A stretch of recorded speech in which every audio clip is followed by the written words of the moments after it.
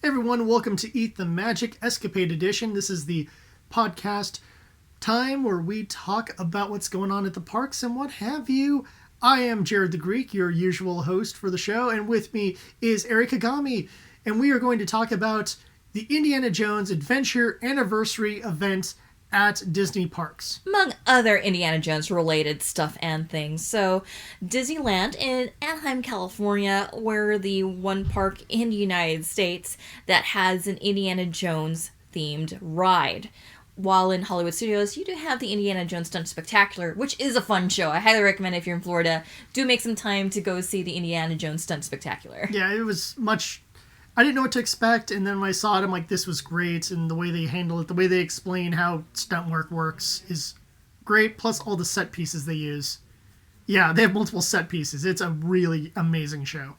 And you're a fan of stunt shows at theme parks, right? Yes, that is one of my favorite things to do at theme parks. I really appreciate the work that goes into shows like that.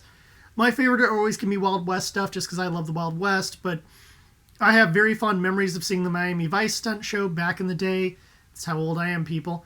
And I think I saw the Batman one at Magic Mountain or something. Whatever Magic Mountain had before Batman, maybe. Can't remember when that started. Whatever, I haven't gone to Magic Mountain enough times to really make that huge of a comment. But I love these kind of things. And the Indiana Jones one, I didn't know what to expect. And the way they handled it, and just the elaborateness of the show, was really, really cool. Oh, they also get volunteers from the audience, which is a thing. If you're one of those people who likes to be volunteer from audience, you can do that. Also, so we're going to start off this episode just talking about the Indiana Jones Annual Pass Holder After Hours event. And then we'll also talk about our memories with the Indiana Jones ride out here in Anaheim. And then we'll also talk about the forgotten Indiana Jones making of special that aired on the Disney Channel. That's on YouTube.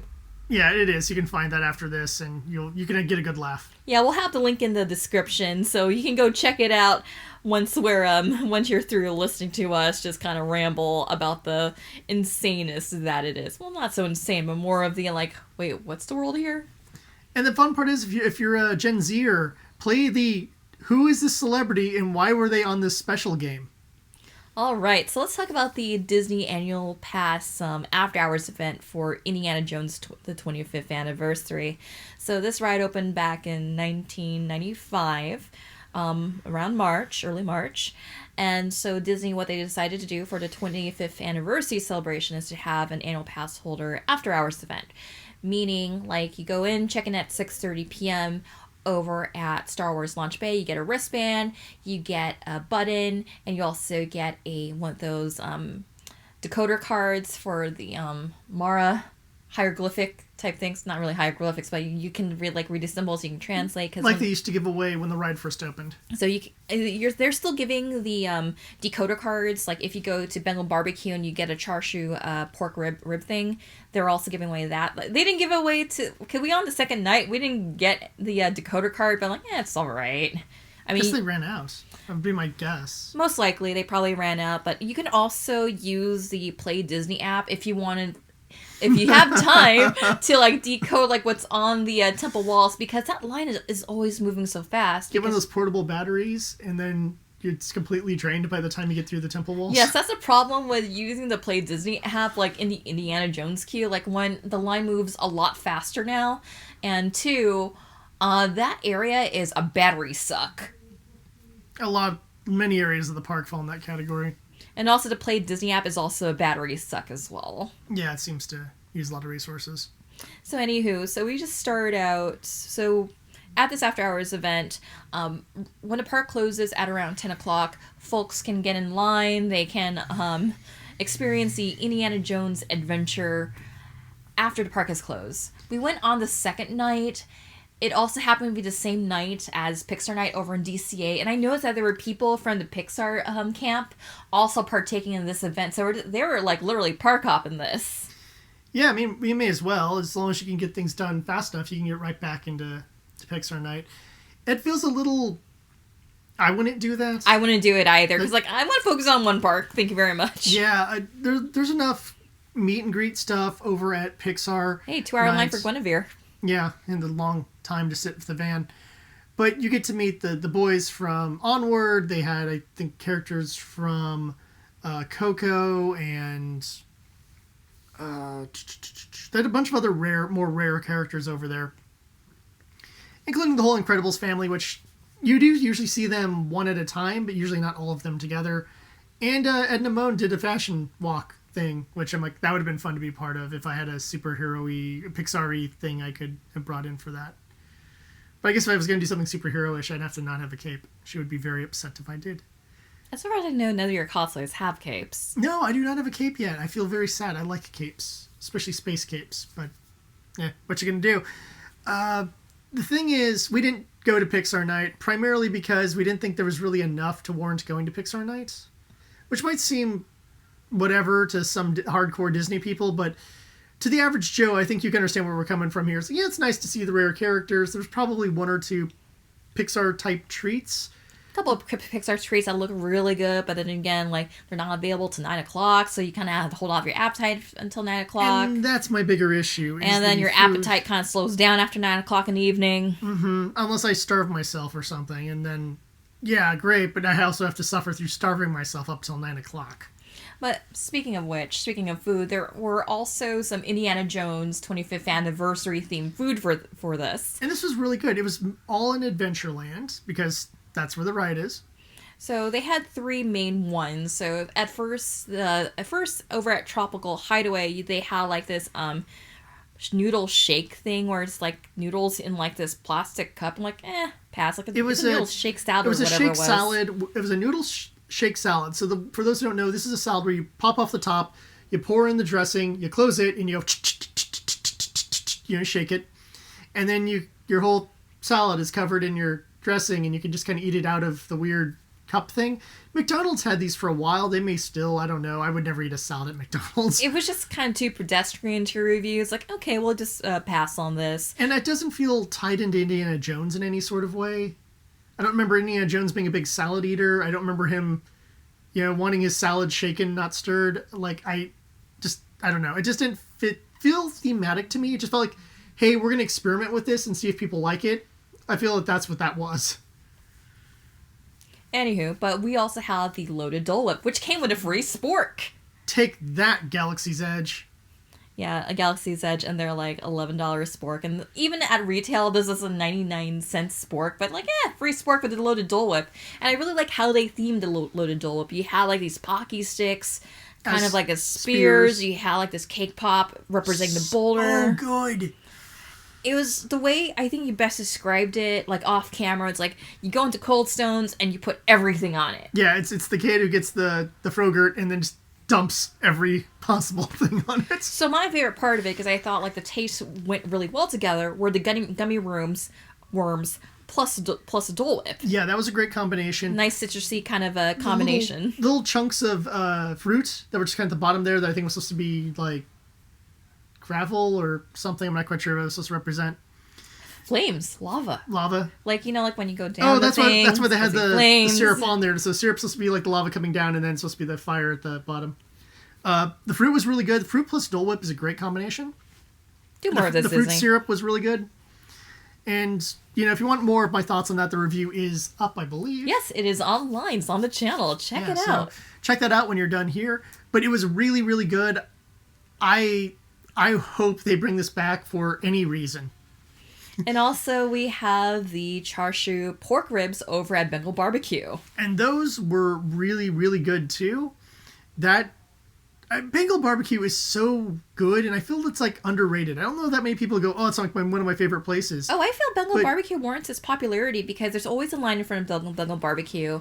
I decided not to put in the order, the mobile order, because anytime I do Bengal Barbecue, I always do a mobile order because I know that line's always going to be long. Well, see, but you can compare that line to, like, say, shoot, my mind just went blank on other restaurants. But I know I've seen other restaurants that are significantly more packed. Refreshment Corner tends to be more packed. I don't really see a lot of people at Refreshment Corner. I do always see a line at Jolly Holiday, but I always there's Maybe it's just Jolly see a Holiday long spillover. line Jolly Holiday has for Bengal barbecue. Jolly Holiday deserves that long line. I will say that. If you're going for specific things, Jolly Holiday is one of the best places to get it. The Mint Julep Bar has gotten a long line in the past couple of years because they have the beignets, seasonal beignets, and they also have the julep and also the seasonal julep. Yeah. I was mobile ordered I never for that felt the one Bengal too. barbecue's line. I mean, it's long, but it goes really quick, so I don't consider it that. But it's more the point of in conversation. I don't hear Bengal barbecue come up too much in conversation. That's more of where I was kind of going with here. Where I hear Hungry Bear come up, I hear Galactic Grill come up, I hear Pizza Place come up. I hate Pizza Planet, people. That's the worst restaurant on the park. Too many people like it. Like Rancho del Zocalo. Rancho del Zocalo tends to have a line. No one ever talks about Rancho del Zocalo, and I love Rancho del Zocalo. it's really good. It's really good, but no one talks about it. And I guess that's kind of more of what I was going there. Like, it feels like no one talks about Bengal barbecue, but it's really good. If you haven't tried Bengal barbecue, the line goes quick, they serve you fast, the meat is delicious, the sauces are delicious, and you really can't go wrong unless you choose the just vegetable one, because then you've made a bad choice. And that's on you. All right. So, and that after we had our food and stuff. Oh, let's talk about what we bounded as, because we also wanted to celebrate Indiana Jones by dressing up and Disney bounding as Indiana Jones characters. Well, I work for a university, and okay, I'll just go as Indy and his professor version. And you? I went as Brody. Because I just thought he was a funny character. I like the fact that in Raiders, he's just kind of there. He's there to bookend the story. Hello, Indy. You're going to go find the Ark, are you? And then at the end of the movie, he's like, well, at least the university got some money out of this. But then in Raiders, he actually gets to do stuff. And I like I thought it was like Last Crusade.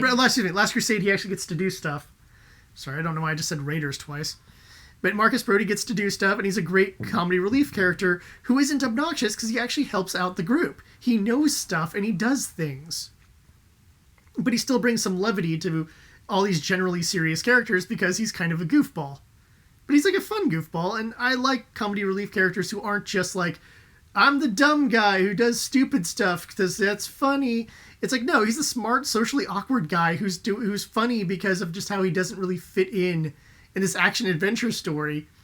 You know, it's that great sequence where Sala is telling him to run, and he's like, yes, okay.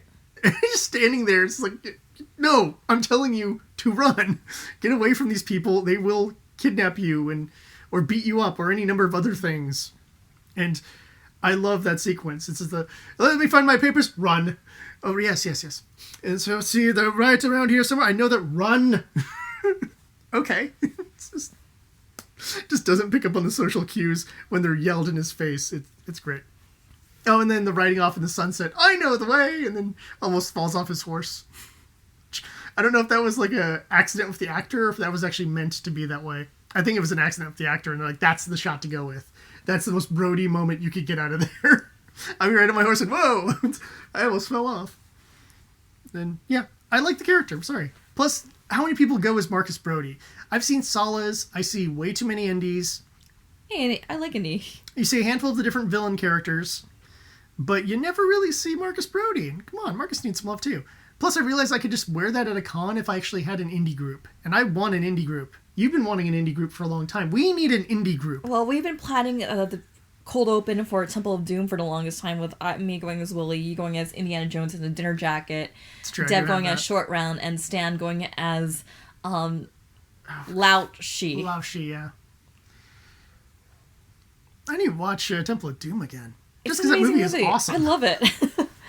Speaking of Temple of Doom, what I was joking to myself, like, if you really want to do indie food right, find a way to do Snake Surprise. Or, like, do, like, a Dole Whip, like, monkey brain, but it's, like, served, like, in a monkey head.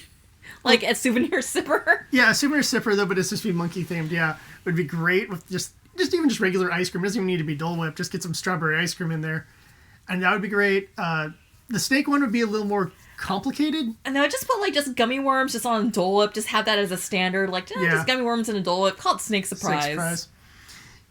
You get some fun options with indie food there. Yeah, I remember I used to have, like, this Abu, like, souvenir sipper from, like, Aladdin on Ice, and what my brother would do is he put strawberry ice cream in it. It's like, oh, I'm eating the brain of Abu. And then like and then one time I went to Target and they had like these cups of like various Star Wars characters. I had like for Vader, Boba Fett, like some First Order Stormtrooper, Kylo Ren, and I was just making a comment to my friends like, yeah, if I just like take one of these, it's like and put ice cream in there, it's like eating their brains. Well, it's the reason I have my Captain Phasma a sipper. Wait, who's she again? I don't know. She's one of the Star Wars, I think. Okay. I think she's the General Star Wars or something. She's like General of the Star Wars side. And I got it because it's shiny. It looks really cool on my... we connect right next to my Gunplas. She is shiny. Yeah, she's shiny. It looks good next to my Gunplas. That's the reason I have it. And I remember just having that and being like... I always drink my drinks out of the skulls of my enemies. It's like my comment. And I think it's my favorite part about those things. Although the best sipper of all time will always be the Infinity Gauntlet. It is also the most impossible to get hold of. And so we decided to take our ride into the Indiana Jones adventure. But first we went on Pirates because we wanted to see the Infinity Gauntlet before going on Indiana Jones. We also went on the Jungle Cruise. There wasn't that many people there, which is probably a mix of Pixar night and the fact that it was It was closing time too, and Thursday. It was near closing time on Thursday, so there wasn't a lot of people around. So like when you go on the Jungle Cruise, it's just like 5 minutes, like walk on, you're already on board. We had a fun Jungle Cruise person. Mm-hmm. And yeah, so did Indiana Jones, same ride as usual, always a fun time. Yeah, I didn't expect them to change anything in the ride for a week celebration. Mm-hmm. And the photo ops they had is like these little things that you can like pose with. It's like these little sign type things. But I was kind of expecting, because they had this when Crystal Skull came out, they had like this photo op like section where it looks like you're like running from the boulder.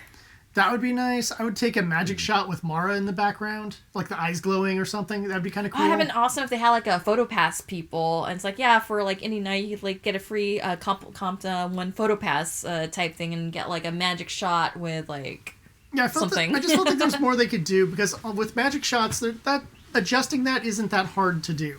Or like a magic shots where we're running away from the boulder. Yeah, because all they need to do is put up like a screen thing, and then they just Photoshop in the scene. I do appreciate the effort, and I do appreciate the fact that this event was free. Yes, I agree with that. I mean, because there's some after hours events like, really, is it really worth it? Maybe not. But I'm like, I do appreciate the fact that Disney is offering a much more like free after hours events for annual pass holders. Now, would you do this with Soarin' Over California in the next couple of weeks? Maybe. 10 o'clock, Soarin' Over California. Let's go and explain like what the full event technically is. So you get all the food, which I'm sure is there all day probably. Yes, they're all day, and it's all there all weekend too, because I just learned that you could still get the chashu pork ribs. Go and do that. Finish Today, this podcast. Sunday. And, is it the last day? No, they're still serving it as of today. I think they're serving it as long as they have stock. Because I don't know when this is going to get posted either. Yeah. They're just like yelling at people but to show up on Tuesday. No, we stopped doing that on Sunday. But you know what? Anytime Disney posts like a food thing, I will post the Eat the Magic review for the chashu pork ribs. And I will mention like, yeah, just keep the chashu pork ribs as a mainstay, because maybe it's the Asian in me, but I like to have like a variety of options, including rice and like a meaty type dish.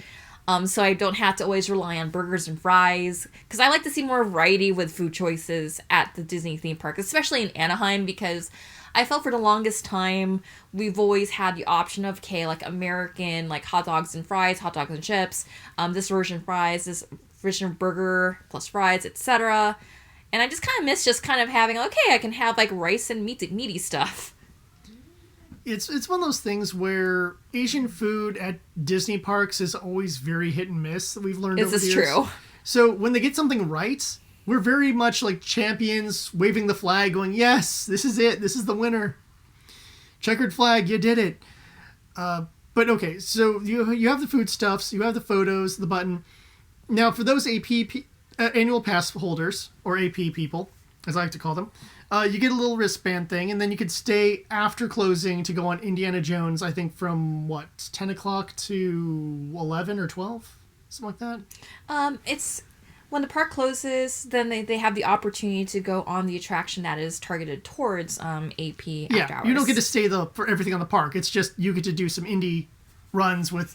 Basically, you're going to have a no queue, because the sheer amount of there won't be enough pass holders there to make it an infinite queue. So it's going to be relatively quick. You're there with a bunch of other pass holders.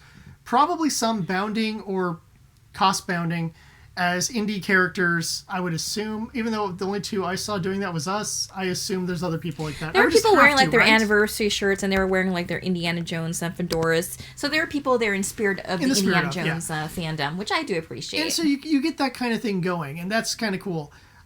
I don't know if they're going to have special Soren food. I'm not against special Soren food.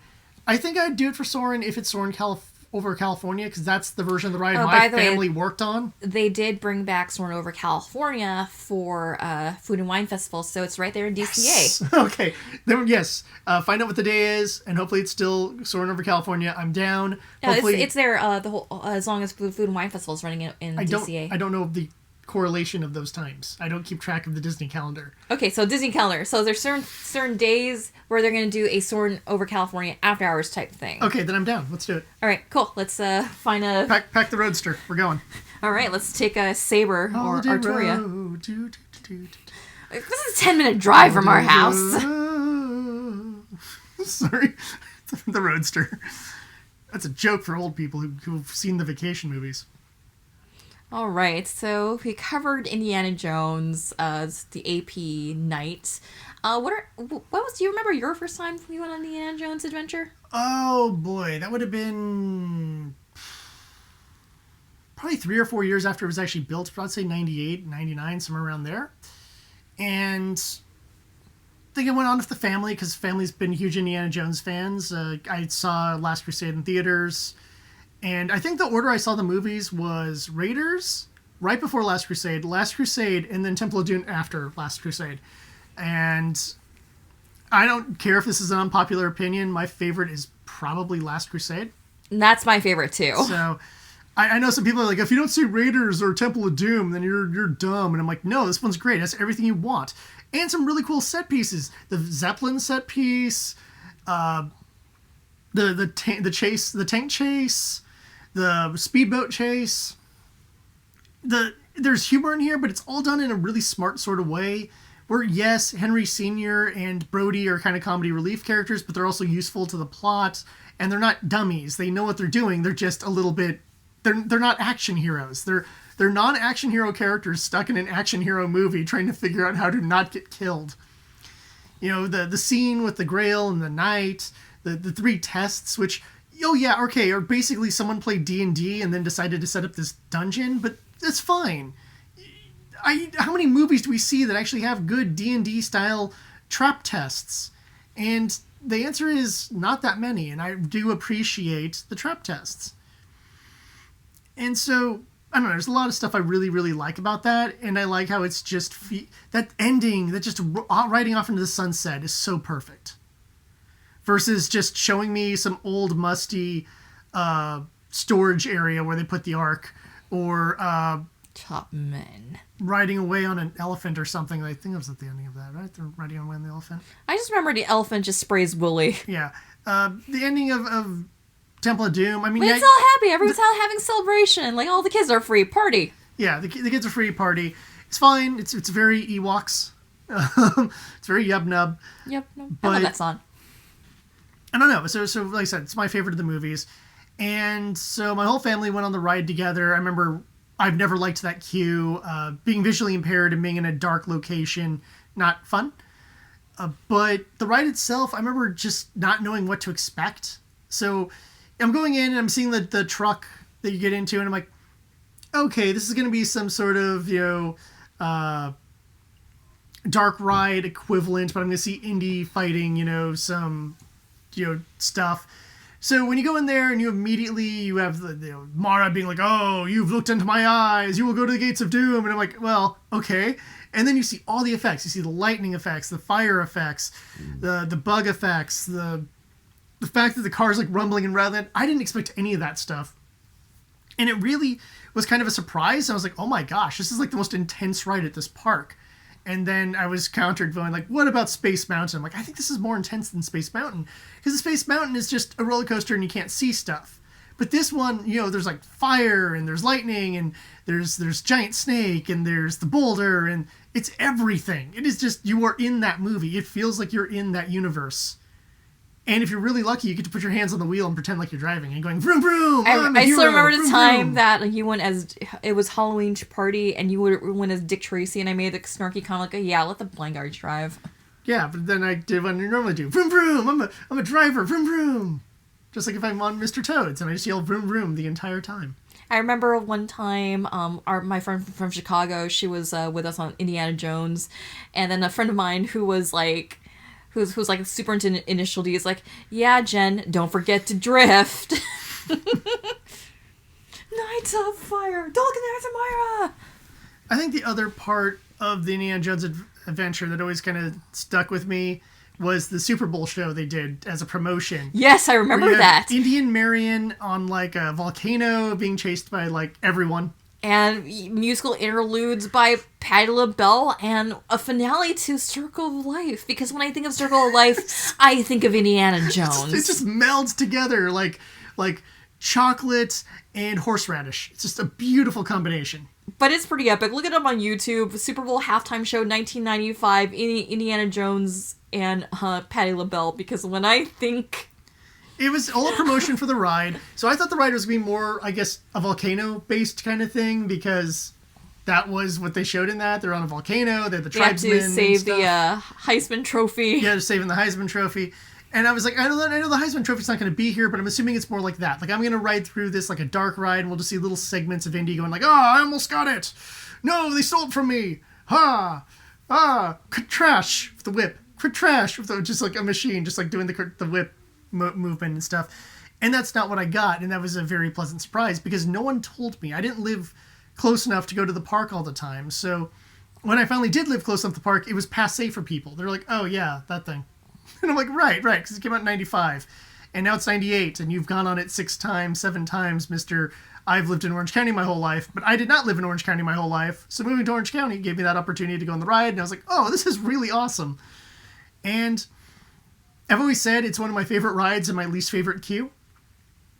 But everyone I've ever known or dated is like, we need to go on this ride every time we go to Disneyland. And I go, do we have to, though? And it's just like, yeah, we do. Like, all right. So every friend or every girl I've ever dated are always dragging me to the Indiana Jones adventure. So. Okay, my first experience with the Indiana Jones adventures, I remember, like, months before it opened, they already had, like, the outside of the queue opened up, so what my mom and I would do was just kind of just look at the exterior of the temple. It's like, yeah, I wonder what's this gonna have? And my mom was like, is the ride gonna fit all in that temple? Like, no, Mom, I don't think that's the case.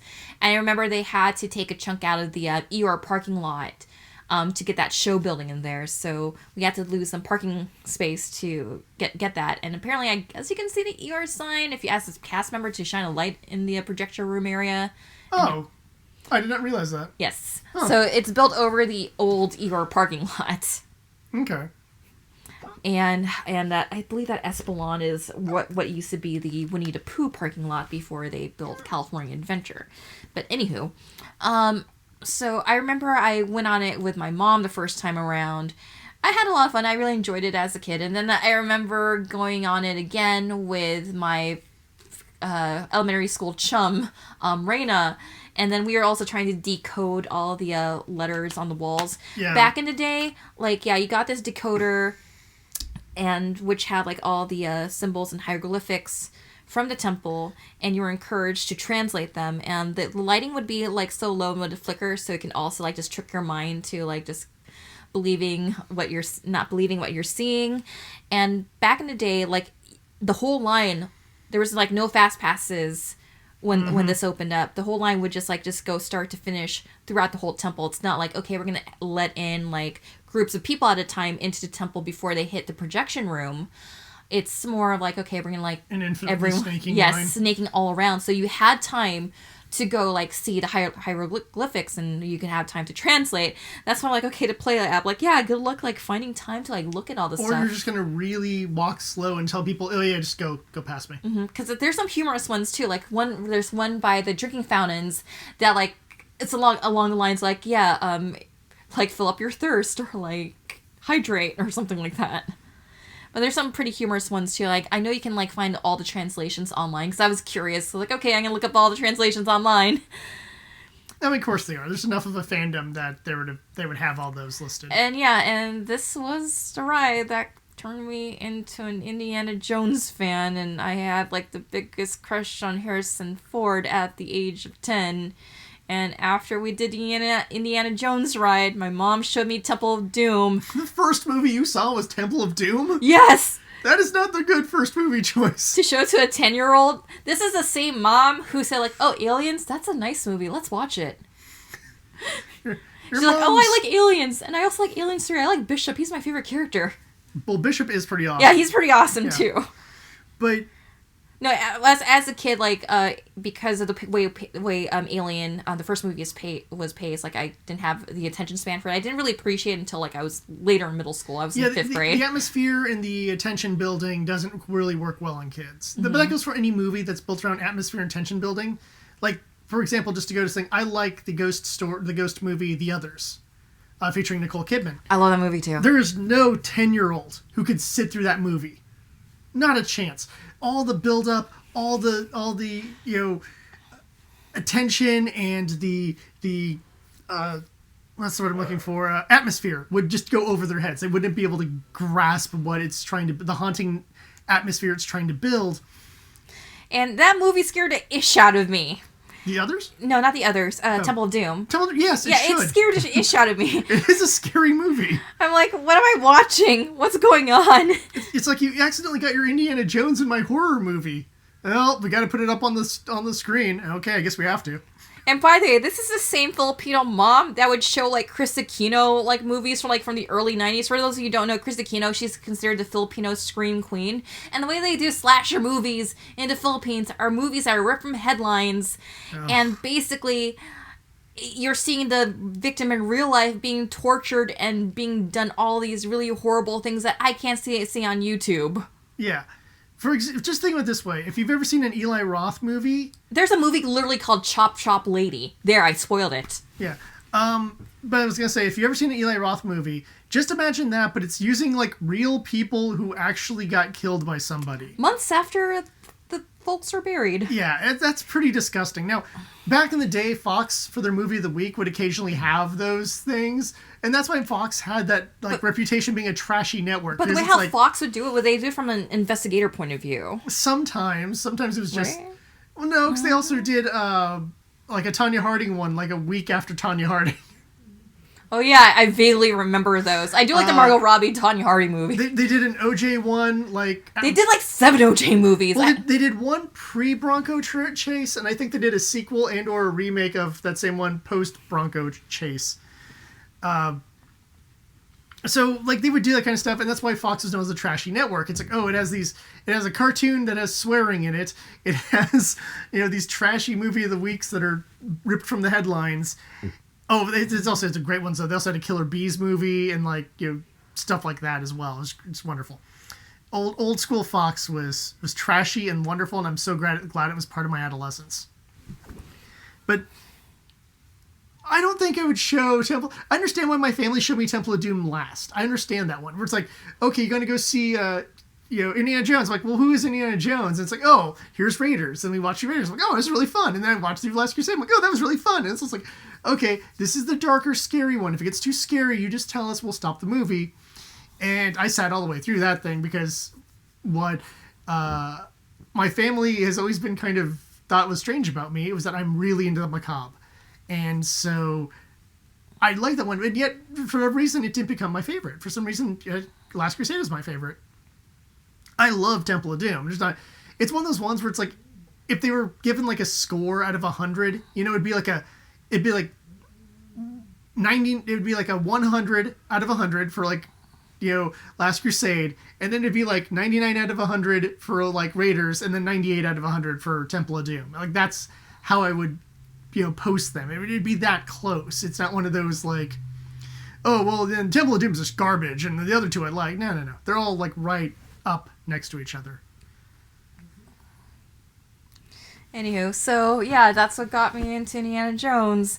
And then also in tandem when this ride opened, Disney Channel, they did a making of special about it. And Michael Eisner opened it all up, and a snake fell on him. I'm glad you showed this to me. I showed to you like when we first started dating, because like I found all these YouTube videos of all these making of Disney parks attractions that were aired on the Disney Channel, because even back then when I was 10 years old, I was like a Disney Parks fan. I was like find all the hidden Mickeys, learn all the trivia, and my parents like, hey, anytime we have relatives come in, you're going to be our designated plaid.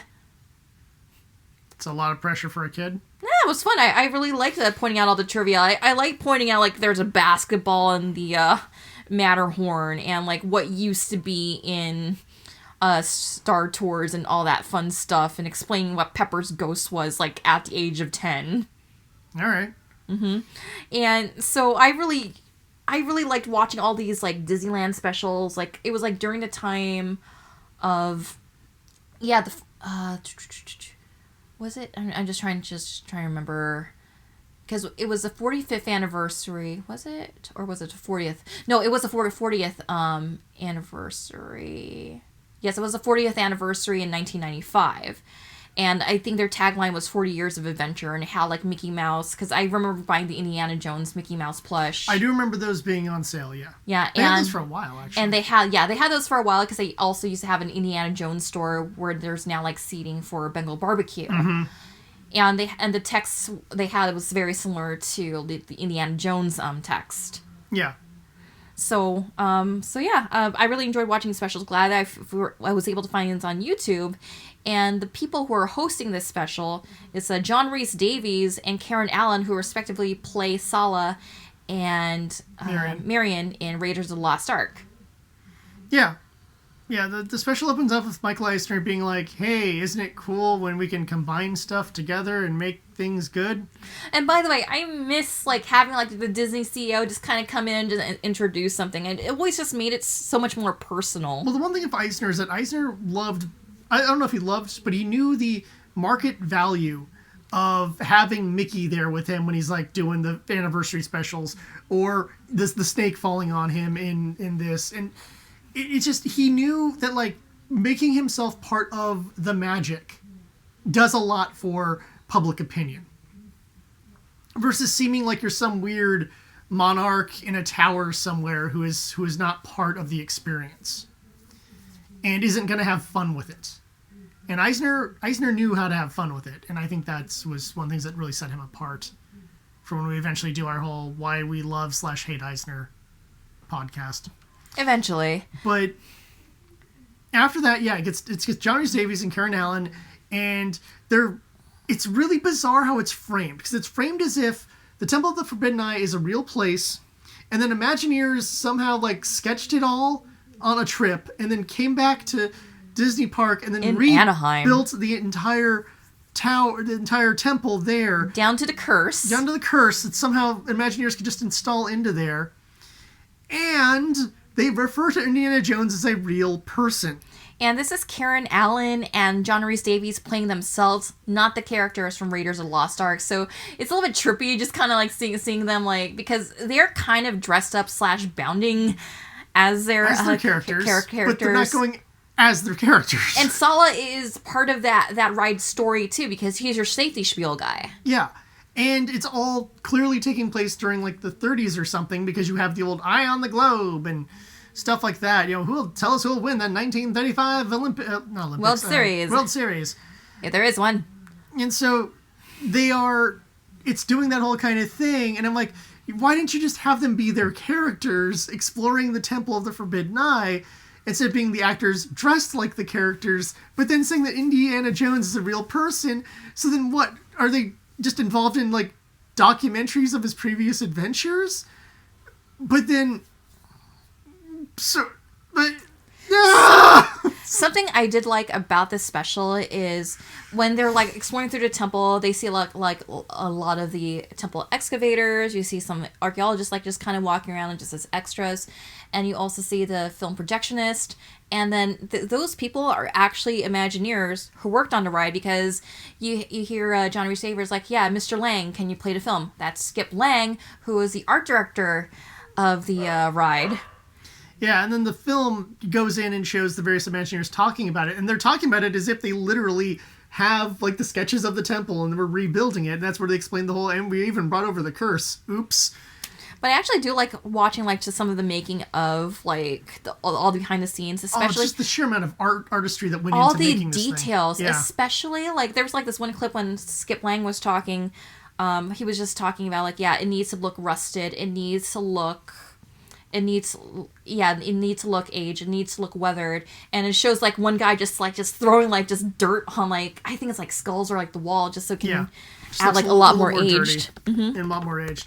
And I'm like, yeah, I'd like Because have a if it job looks like that. perfectly clean and nice inside, you're like, oh, well, this isn't some ancient temple. This was just built a couple weeks ago. And they were just talking about like how the Jeeps like just had like their own personality. Then like, yeah, in kind of like Indiana Jones, like, yeah, it's just kind of rugged, just kind of reckless. Well, there's I believe a randomizer in there that randomizes your bumps and stuff too. But then Yes, there is. Yeah, even the paintwork and how dirty or damaged the Jeep looks is all individual for every single Jeep. It's not a mass-produced dirty Jeep, which would be kind of difficult to do actually. And I really like all that stuff. And I would have just been happy if it was just a generic behind the scenes, hey, I'm Skip Lang. Let me show you the Indiana Jones adventure, an insider's look. Well, actually, they did show them break character. That they just, I know when they cut to Tony Baxter, like the lead on this project, he was all talking about like, yeah, from an Imagineer's perspective, but it just kind of gets a little bit mentally jarring when they go from like, okay, the story of this making of special is Karen Allen and John Rhys Davies are at this ride at Disneyland that has been ported from this exotic place and it has a curse, to like, oh, let's go behind the scenes of Disneyland's latest attraction for the 40th. Not only that, but it also cuts away to celebrities of the time talking about the experience, including Dennis Miller, which I do appreciate some Dennis Miller. And Elliot Gould, Jodie Sweetin, Dan Aykroyd. It's a really odd assortment of actors. Which It's is like why, the 90s who's who. That's why I said it needs to be for Zers. You need to watch this, pause, and see if you know who that person is. And if you don't, IMDb it real quick and find out what they were doing in the 90s and why they were there. There's actually I remember there was like a longer version of this special of, well, it's more like celebrating like Indiana Jones at the parks on ABC. I forgot what it was called, but if I can look it up, I remember it's like an hour-long special because I remember they had like celebrities like Arnold Schwarzenegger on the ride. Yeah, so it's just like I said, it's two different things being mashed together and it doesn't work right. You have the behind the scenes, this is real life, it's a fun ride, here's the Imagineers and what we did. And then you have the whole like, oh no, Indy's trapped in the cave and we need to go in there and help Indy, even though we're actually actors and not playing the characters who would want to help Indy. And it just, choose a storyline, guys. Just one or the other. Either Indy is trapped in the temple and Sala and Marion need to rescue him, or we go with the whole, hey, I'm John Rhys Davies, you'd remember me from the Indiana Jones movies, and I'm here to take you through the Temple of the Forbidden Eye, this brand new Indiana Jones adventure at Disneyland. Don't know why I couldn't remember that one. In Anaheim, California. In Anaheim, California. I love how he says that, like, in Anaheim, California. Versus the Disneylands we have in, like, Nevada, Oklahoma, and, of course, the most famous Disneyland of them all in Ohio. So, yeah. I would have gone either direction. Either direction would have been fine had it just been 100% that direction, although the Karen Allen and John Rhys Davies looking for a fictional character is a little weird. But I would have gone either way on that, and there's just this weird blended thing that just makes it like chaotic and weird. It's short too. It's only about 20 minutes long or something. It's a really short special, but it really, some focus in putting this together would have been nice. Yeah, but I still enjoy like watching it, just looking back at it, just kind of a nostalgia thing. I like when Karen Allen and John Rhys Davies just go on the ride together, and when the car pulls up, like you see our skeletons. I thought that was a pretty witty. And then like as they're going on the ride, they don't spoil the entire ride. They just show like snippets of the ride, just kind of getting a taste of like, okay, this is what to expect. Yeah, I think they didn't want to give away there. the whole Mara thing. I think that was a good one to actually keep there. But yeah, it shows the giant snake. It shows shows the bridge, shows the skeletons, shows like, there used to be like this whole like sequence of rats. You only hear the noises, but I remember seeing a lot more rat projections when it first opened. And it's a lot of fun. And then like at the end you see like Indy laughing at the controls. And like, that's not a Harrison Ford laugh. Yeah. It's just some dude wearing the Indy clothes like laughing. Yeah, it's a lot of fun. If check out the link in the description to watch the Indiana Jones making of special, because it's just fun like cheese. Like, I still enjoy it. I still watch it from time to time, even as background. I mean, yeah, the Imagineering story on Disney Plus has a much more like Imagineer kind of point of view towards the indie ride. But if you just want to like just look for something cheese, and also if you love Indiana Jones as much as I do, just seeing like Karen Allen and John Rhys Davies just having fun with it, even though like, okay, there's no like consistency here with story. It just seems weird to me that they would make that choice. Like, I don't care having the actors there, but then do the whole like, hey, and we're gonna go on this new ride based on the movies we were in. Oh, that's so cool. Blah blah blah blah blah. Hey, here's Skip Lang, and here's such and such, and here's such and such. They're the Imagineers who helped bring this beautiful thing to life. It's almost like walking through a movie and da da da. Like, they could have just done it like that, and I'd have been fine. And I'd been happy to see the two of the actors from Indiana Jones. I know they're not gonna get Harrison Ford to come in and endorse it, because that's not what Harrison Ford does. Let's see, what was Harrison Ford doing in '95? Oh, I think it was working on The Devil's Own at the time. Or Fugitive, maybe. Yes, probably. Because it was like during the era of Harrison Ford does like action movies where he runs from stuff. Yep. Concluding with, of course, Air Force One in like 98 or 99. 97. Was that 97? Mm-hmm. Yeah, I love Air Force One. It's so cheesy, but I love it. That's why it's great, yeah. It's a cool concept, though. Like, terrorists take over Air Force One. It's like, but the president used to be in the army, and now he's going to beat up all of them. It's great. I love it. I have it on DVD somewhere. We'll have to watch it again. So that was one of my go-to like trash action movies when it would come on HBO or something. Like, oh, everything has to stop. Air Force One is on HBO. Nothing else matters. I remember watching a making of special of Air Force One, and they were talking about the machine to simulate all the airplane turbulence. And Harrison Ford's like, yeah, I was called a gimbal. I hated that thing. No, I bet, because every time they had to do that scene, they're rocking him around, he's crashing into stuff. It's like, no, Harrison, you need to run across the aisle here, not crash into the wall. Well, if you have the machine at full blast, it needs to look real.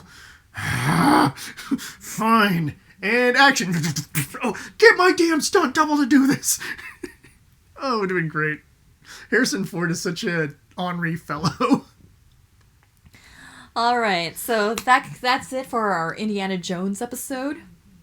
And next week we'll probably what we're doing, maybe another filler episode this time. We'll see what happens and see what's going on at the parks. Yeah, I know we got Boysenberry Festival coming up at Knott's at the end of the month. Yes. We still have Food and Wine Festival to cover. Yeah, I've been lazy on that one. Yeah, we're lazy on that because the main park just kind of just pulls us right back in anytime we just try to like just make our way to DCA. But another thing that we're probably planning to do for Eat the Magic is just talking about favorite breakfast places in the park. Yeah, I've been wanting to do a video on just some of my favorite restaurants and why. Just kind of expanding Eat the Magic a little bit more content-wise. We like what we do.